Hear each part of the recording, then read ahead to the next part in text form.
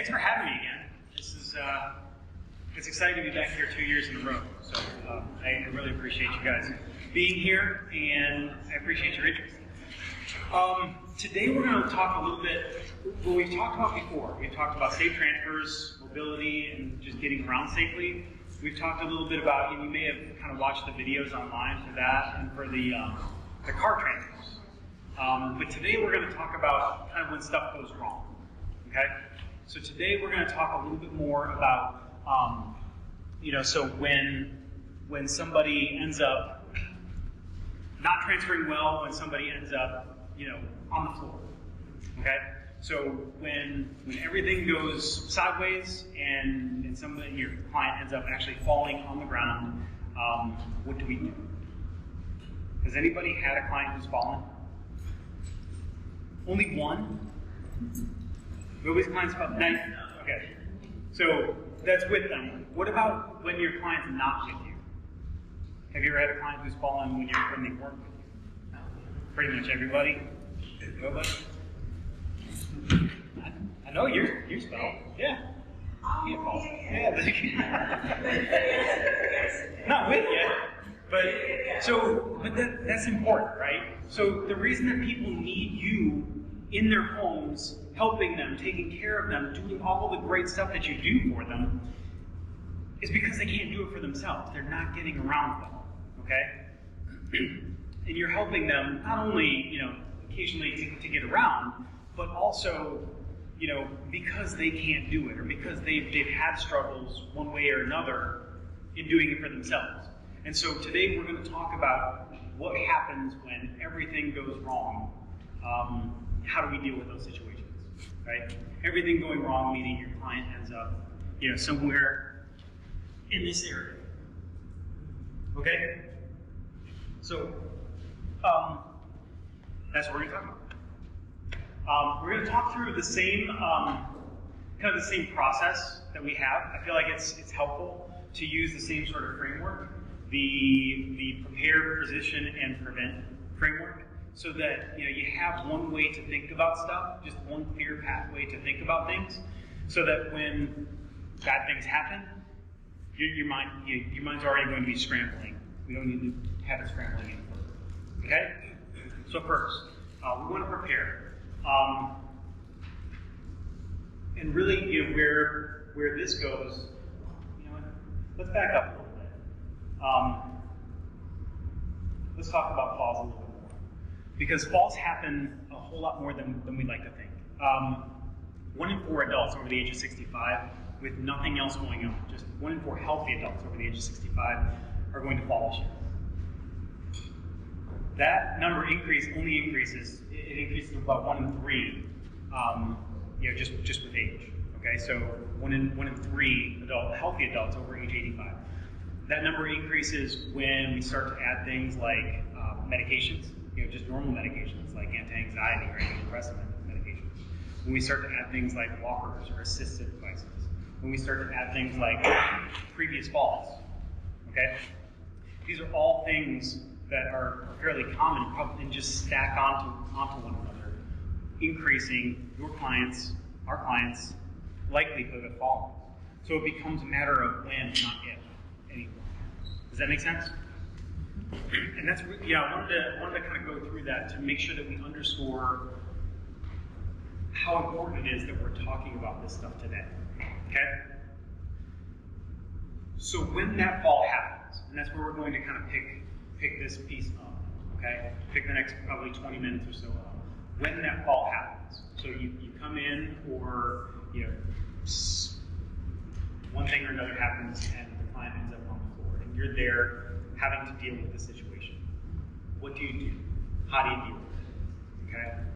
It's a scary thing, and again, the likelihood of it happening is going to be a win and not if situation.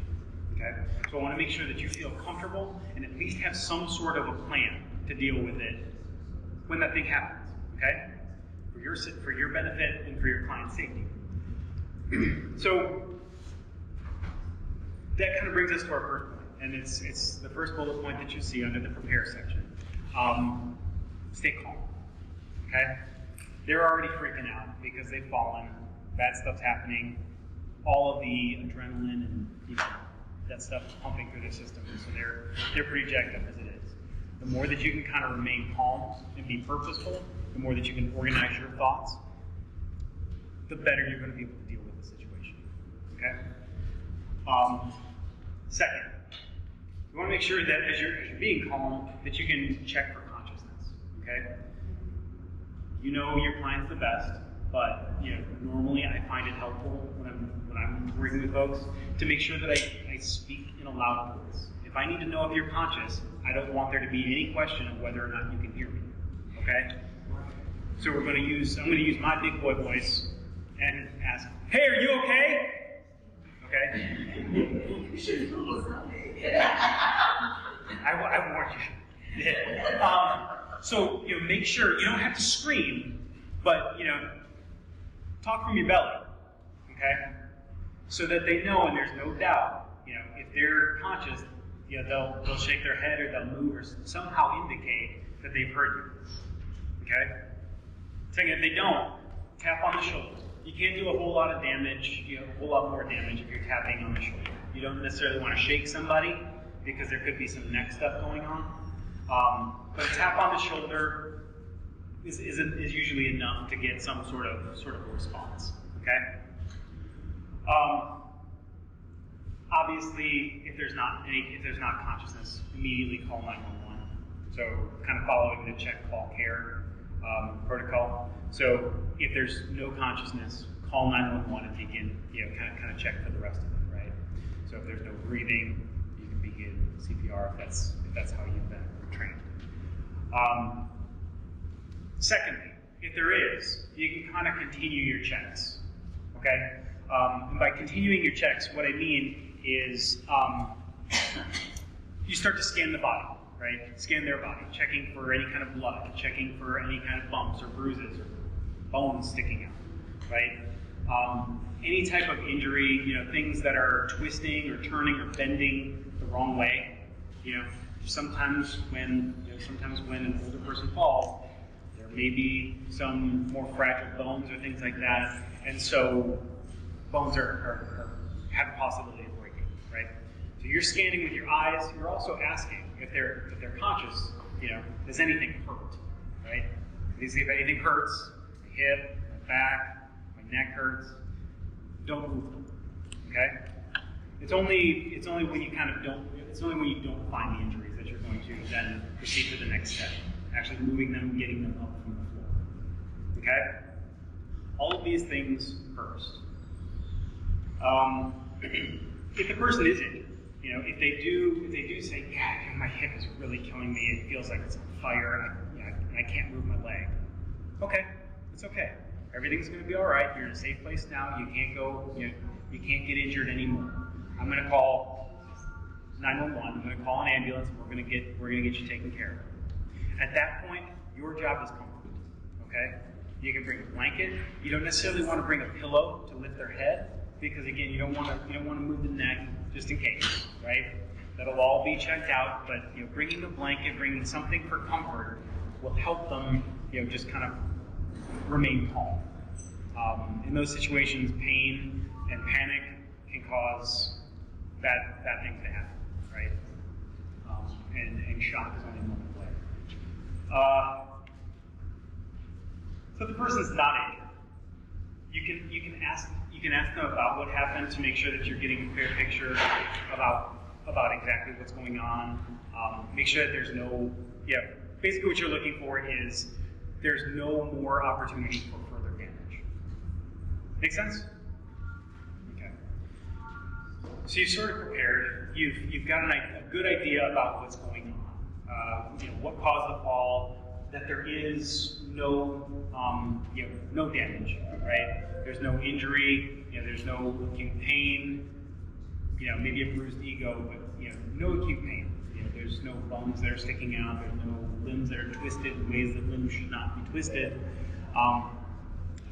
You feel okay, and the client feels okay about getting up, okay?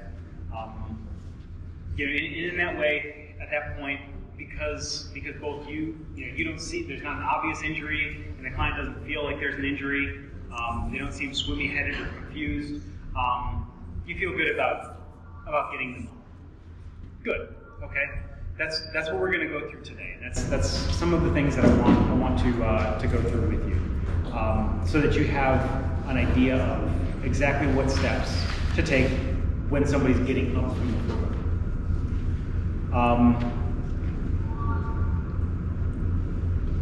Really quickly, this is one of the biggest things. One of my biggest challenges, when I'm working with older folks,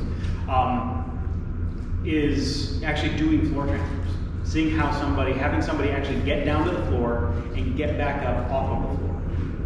You wouldn't believe how many people say, "No, I'm not going to do that." There's a real fear, and a fear of falling, a fear of being on the floor, is a huge risk factor, right? The number one risk factor for falls. We've talked about age and things like that, but the number one risk factor for falls is a previous fall. Number two is a fear of falling. Okay. So just that hesitation to be on the floor can kind of cause somebody to be guarded and nervous when they're walking. And when you're guarded and nervous when you're walking, you can't move fluidly and you can't adapt to, a trip, right? Because you're very stiff. You just can't get there in time. So practicing some of these things just while I'm working with folks is really, really important. And helping them to feel confident and comfortable that they have at least a plan getting up from the floor is super important as well. So, when you're working with folks in their homes, you notice, gosh, they're very guarded, they're very hesitant, they don't want to practice any of this stuff because they're afraid of falling. It may be worth, getting them, having them checked out and maybe practicing some things a few times, especially if they have the strength to do it. So, the first thing to do when you find somebody on the floor, you've assessed them, everything seems okay, there's no injuries, nobody's bleeding, nothing's bent, nothing's broken, the person is fully conscious and able to have a conversation.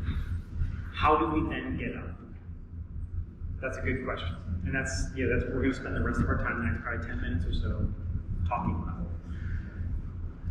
You're going to need some help.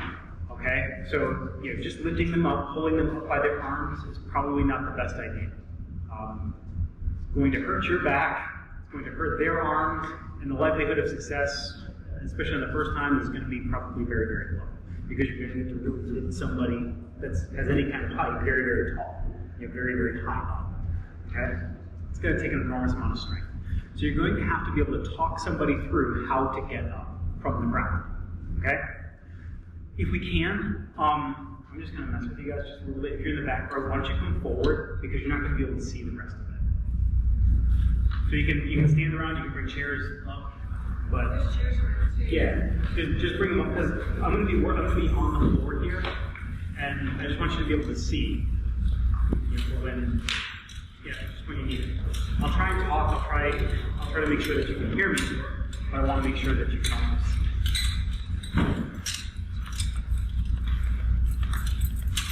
It also gives me an opportunity.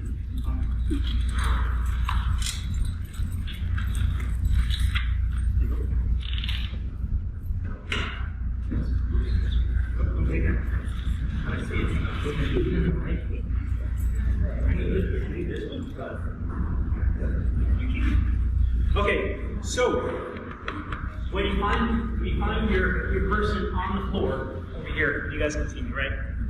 You find your person on the floor, everything's okay, there's no injuries, there's no, legs doing weird things. The first thing to do is to help them get to a sturdy piece of furniture arranged next to a wall. The likelihood of somebody falling in the middle of a large room like this is probably very small. In most homes, rooms are going to have furniture stationed around the perimeter, sometimes in the middle, like a sturdy sofa or something like that.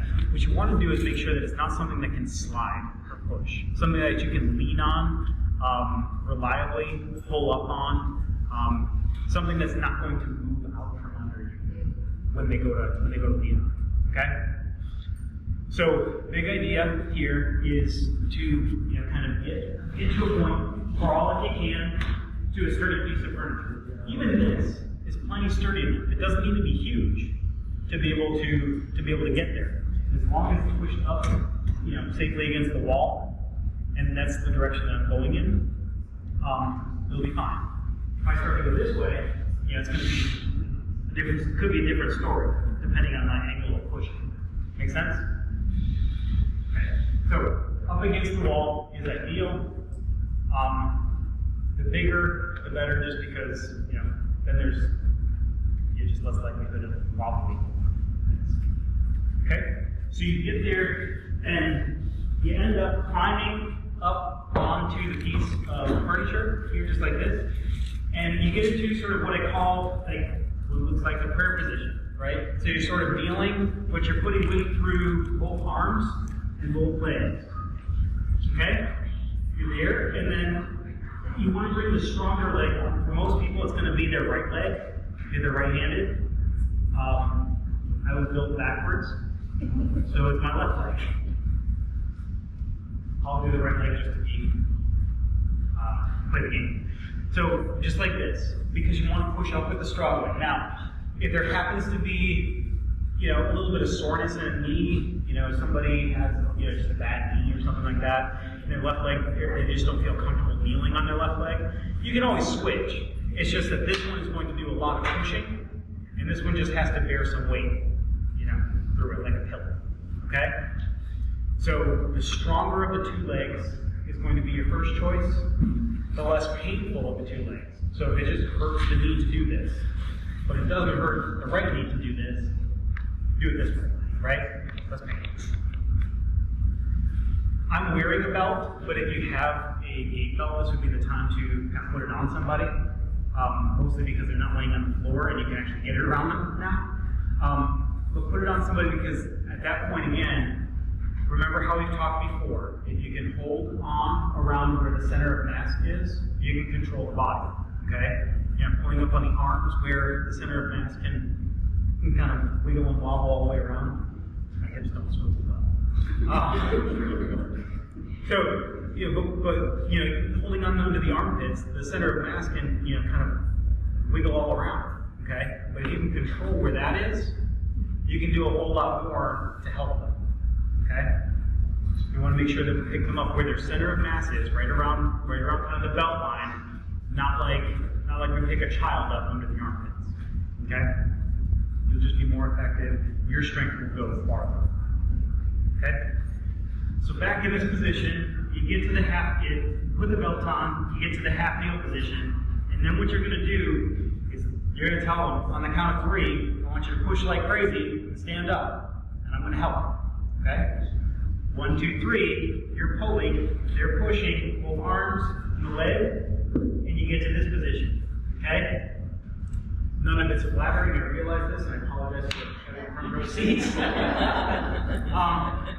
But, this is the position. You're supported now. You have a nervous person, but now they're supported by all 4 limbs. Does that make sense? They're not only 2 limbs yet, right? We're supported by 4 limbs. Okay, I'm still nervous, but now I'm up. All we're going to do is swivel and sit, okay? Usually it's going to be a bigger seat, so a bigger target than this to sit on. Sitting on a sofa, sitting on a recliner, something. So there's going to be more margin for error, but just swivel and sit, okay? And at that point, you just catch your breath, decompress, get a drink of water, do something just to kind of calm down, because that's a super stressful environment to be in, okay? And then at that point, somebody Hey, can I ask a question? Yeah. So from the point from here, where I'm on the floor, to there, where I'm still dealing with my weight down, we're just talking our client through that process. Is there anything we do to physically help that along? Yeah, if they're able, you can help them to, by unweighting them, kind of like by pulling them up. It can be a little bit awkward, but a lot of the time, folks are able to do that crawling on their own. Right. They may need some help kind of getting from here to up, Yeah. But once they're up, usually the crawl is okay. Right. It might be slow, but it's usually not far, and it's, you know, as long as everything's intact and there was no injuries, you know, because you've scanned already, it's usually okay. They just may need some help going from, you know, kind of from here to here, Okay. getting that center of mass over their hips. Okay. But again, once you get there, we have the belt on, or they have a belt on. Bringing your foot up. 1, 2, 3, push. You're pulling, and you're up. Okay, let's have a seat. And it's just kind of a natural sit. Okay? At that point, you notify whoever you need to notify. If that's what happened, we had a fall. We need to get some things checked out. But it's good to just kind of communicate that with the rest of the team. But at that point, your client's safe, they're in a safe place, and they have what they need. Does that make sense? At least for the moment. We can get the other stuff. If at any point in time, so back to Joe's question, if at any point in time, no, I don't have any pain, no, I don't have any pain, but now my shoulder's killing me, it's on fire, and I can't support my, I can't support my weight. You just go back down and go backwards. Okay? You go backwards, and you just keep them comfortable, and that may be the time to call EMS and have them come and check it out, because you definitely don't want to be crawling on a crushed shoulder. Okay? Make sense? So you can always stop and reset, and then make them comfortable on the ground, right? You just want to make sure that you're checking for things before you progress to the next step. All right. What other questions do you have? You get that defining point that the take help.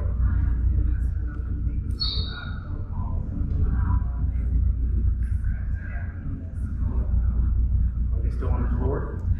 Yeah. Are they still injured? They're saying that they're not. They're still Well, if they're saying that they're injured. Sorry. Yeah. Oh, yeah. So if you get that stubborn client who doesn't want EMS, they're telling you don't call. I guess I have more questions than I have answers for. Okay. So my questions are: Have you asked them? Have you asked the patient or asked the client, about their injuries? If there's no injuries, there's no need to call necessarily right away. That's when you can kind of progress on to the next step of helping them up. But if they are injured, which is why you decided to call EMS, well, at some point they're not going to be able to stay on your floor, and you have an obligation to call and to get help. And you can explain that to them. You can be there. You can comfort them. But at that point, they need help. You can't live on the floor.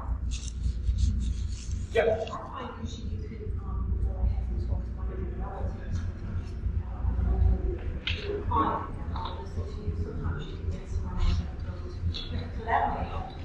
It may help. Yeah, you're right. It may help to call or to talk with a relative if somebody's readily available. But in an urgent situation, where somebody's injured and on the ground, sometimes action just needs to be taken, and you have.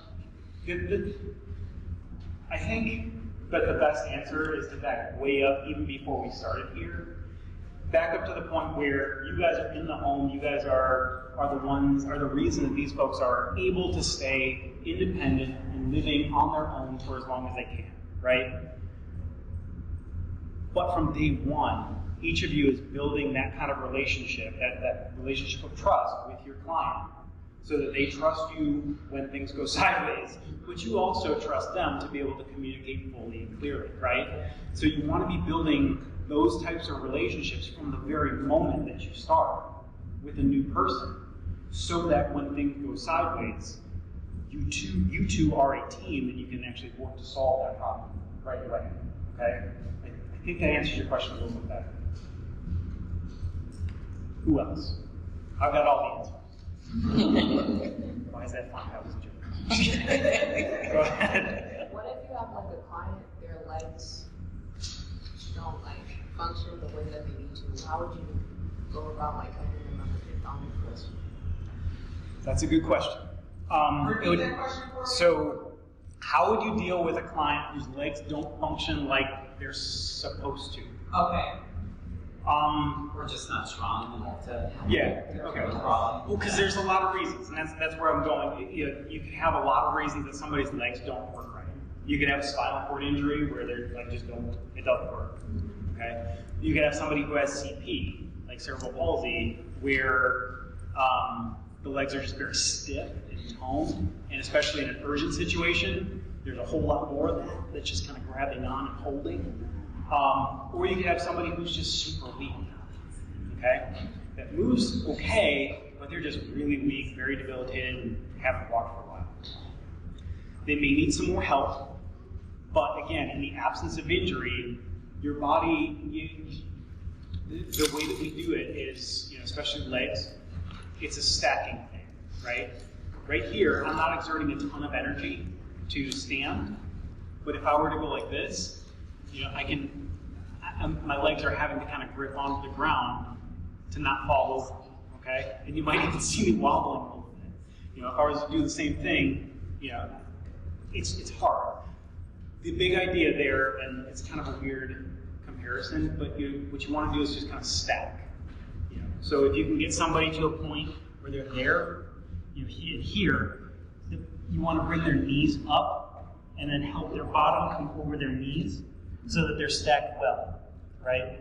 And at that point, it's not back here where they have to use a whole lot of, you're basically doing a plank at that point with the knees down. But here, I can be pretty stable. I'm not going to tip over when my knees are under my hips, okay? So the idea is stacking joints on one another. Does that make sense? In the absence of pain. If it's too hard, you can also call EMS to help somebody get up. It's something to try. It's not a mandatory thing. And if you can't do it, if you physically can't do it, if you're not strong enough to help them, well then that's why you're there. You can get that help faster than they could on their own. Okay? So there's two things. I have a quick question. Sure. The part where you said push them, like at least try to help them, like push them towards the seat or stable seat. What if it's like a heavy person and like one of a small person, like me, see I'm a small girl and I have a heavy client and I'm trying to push. My push is not pushing. Not gonna.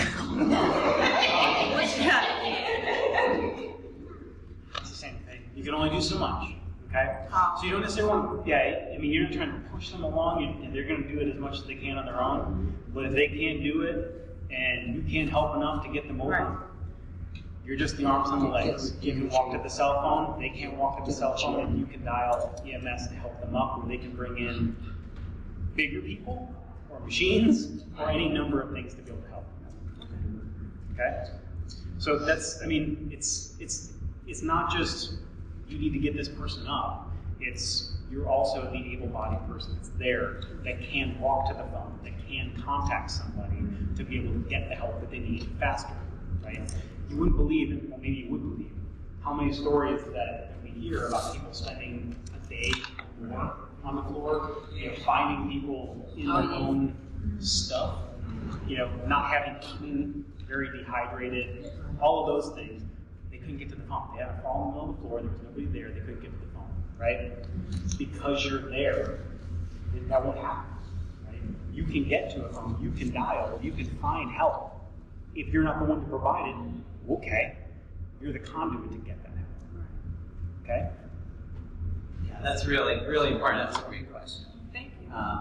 We're obligated to help them get this. It's not, if we can't do it ourselves, that's okay. We just call to get that assistance for somebody that really can help. That's our obligation. And again, back to the first thing. You're calm. You thought this through. You kind of have a little bit of a plan, and if everything goes sideways, we just call for help, right?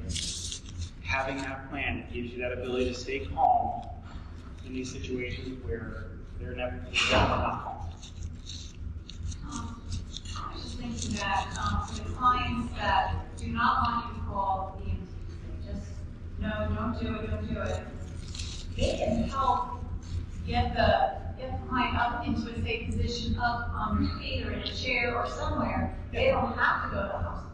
No. So maybe just, helping them let them know, okay, let's just get them so that we get off the floor, get to a safe spot, and then, if you're fine, you don't have to go, like, hey, they have to, I'm gonna be on the hospital. Happens all the time.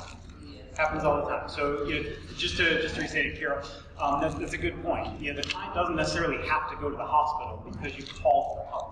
Right. And that's what they're hearing. Happens all the time. Fire department comes and they help people to the point where they're safe and functional, back into a wheelchair or wherever they need to be. But it's still, they can tell the fire department, no, I don't want to go to the hospital. And if they're not injured, you don't have to go to the hospital. But What else look, we got? I have another question. Yeah. Say, for example, they say they don't call them, and I'm okay. Say they don't call them, I'm okay, and we believe them and try to trust that they're okay, and we go by the day and they actually, they're not okay. We find out later on that they wasn't okay. Will we get in trouble for that? Yeah. But what if they told us it was okay when they really believed that they was okay? Charlie, when it asks for narrative at the end of the thing, put it in there. I'll offer to take home to the hospital. They say so, and that'll cover your back. So. Yeah. I guess that's the thing. I mean, that's why you're communicating with your team. That's why you have the relationship with that individual that you have. I don't know that it's a trouble thing. You want to be offering as much as you possibly can. If somebody ends up being injured or something like that, you're going to see those things, and you're going to get help as soon as you notice that they are injured. If they deny it, and that's the thing. They may not be just kind of covering up, like, I really know that my hip is busted, but I'm definitely not going back to that hospital again. Never take me alive. That's not usually what's going on. When you fall, like, all the adrenaline comes through. You might just not feel the pain. No, I'm fine. My hip doesn't hurt, but then it kind of sets in later. Right. Yeah, you're gonna feel like you got hit by a truck. Right. So as soon as you start feeling that way, that's when, okay, they're telling you that, okay, let's get you some help. I think that it'd be a good idea to get this thing looked at. And you can communicate with the team at that point. It's not an urgent matter, right? But you have that relationship, you've done your assessment, it didn't look like there was anything urgent, there was no, again, wacky positions that person was in, no obvious signs of damage, they denied it, you've communicated to their family afterwards, you've taken all the steps that you could possibly take, right? Right. A fall doesn't necessarily mean injury, but it doesn't necessarily mean it's not either, so that's a great point, and then you're continuing to monitor once you've helped somebody too. And if you ever find yourselves in that situation, you can call Joyce's phone number. Yes. And you all have the office number. Call us. Don't feel like all that weight's on your shoulders. When in doubt, communicate. Call us, and we'll help make a decision on what to do next. Okay. Anybody else? Good question, guys. All right. Cool. Well, if you do have any other questions, please feel free to, obviously, Joyce is right there. She's a great resource. If you have any questions or anything that I can help you with, please give me a call. You can call, you can email. My brochures are back there. There's some other stuff in there just to kind of know more about what we do. We've done this in services this past year, so in your bag, I've got things, handouts. Yeah. We've got a handout today, we're going to talk about this 2 more in your bag. Yeah. We do a quarterly in-service in the office, and Dave's done a number of those. We're going to have Maddie this coming year as well. Every quarter we'll do something where we bring in the outside experts to help educate us on, dealing with issues like this, which we all find ourselves in at one time or another. And you can check those out. You have the links to those if you want. Yeah. And Dave has video his previous presentations, so I'll share links to those for you. They're on YouTube. Thanks for having me. Thank you.